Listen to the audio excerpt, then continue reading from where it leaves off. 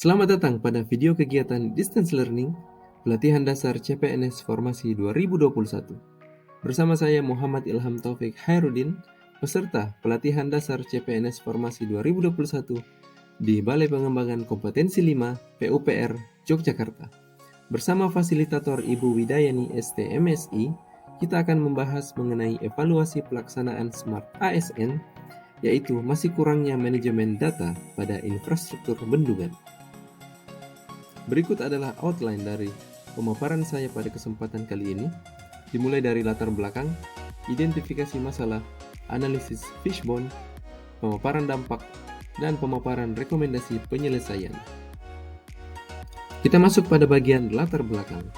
Bendungan sebagai salah satu proyek strategis nasional pada pemerintahan Jokowi ini memiliki jumlah yang terus bertambah. Sumber daya yang besar tersebut seharusnya berkorelasi positif dengan peningkatan kesejahteraan masyarakat. Diperlukan komitmen dan koordinasi dari multi-stakeholder, manajemen data, alokasi biaya perawatan dan pemeliharaan, infrastruktur pendukung, dan faktor-faktor lainnya. Kementerian PUPR melalui Direktorat Bina Teknik Sumber Daya Air memiliki fungsi pengelolaan data dan sistem informasi sumber daya air. Akan tetapi, masih didapatkan banyaknya pemanfaatan bendungan yang belum optimal di beberapa lokasi di Indonesia. Masuk kepada identifikasi masalah, ada 3 poin penting yang akan saya jabarkan. Yang pertama adalah masih banyaknya infrastruktur bendungan dan pengairan lainnya yang tidak mendapatkan dukungan penyatuan data secara sektoral maupun lintas sektoral.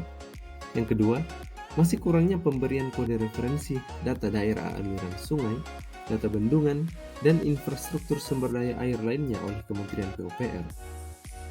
Yang terakhir, masih terdapat perbedaan data luas lahan irigasi oleh Kementerian PUPR juga dengan instansi lainnya, serta perbedaan basis penentuan luas tanaman padi. Selanjutnya kita masuk ke analisis fishbone, yaitu apa sih penyebab dari masih kurangnya manajemen data pada infrastruktur bendungan. Saya akan membacakan beberapa penyebab, yaitu dari poin sistem, yaitu akses yang masih terbatas terhadap kumpulan data hidrologi yang dikelola oleh Bintek SDA. Dari poin ASN, yaitu dapat terjadi kesalahan penginputan data secara manual ke sistem informasi data hidrologi oleh ASN itu sendiri. Dari poin kondisi lapangan, yaitu cukup banyak stasiun pembaca data hidrologi yang sedang rusak di lapangan.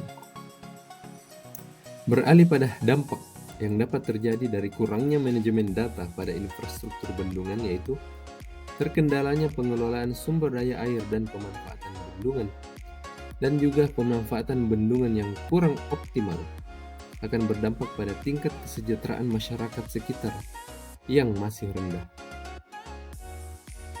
Berikut adalah beberapa penyelesaian masalah yang dapat kita rekomendasikan. Yang pertama adalah membekali seluruh ASN PUPR bidang sumber daya air untuk dapat melakukan penginputan data hidrologi ke sistem informasi data hidrologi yang dikelola oleh Bintek. Yang kedua, kita dapat membuat sistem informasi data hidrologi dapat diakses dengan baik oleh masyarakat. Dan yang ketiga, Kementerian PUPR segera untuk melakukan perbaikan alat-alat pembaca data hidrologi pada bendungan sehingga mampu mendukung pemutakhiran data. Sekian pemaparan saya mengenai evaluasi terhadap konsep Smart ASN. Terima kasih telah menonton video ini. Sampai jumpa di video selanjutnya.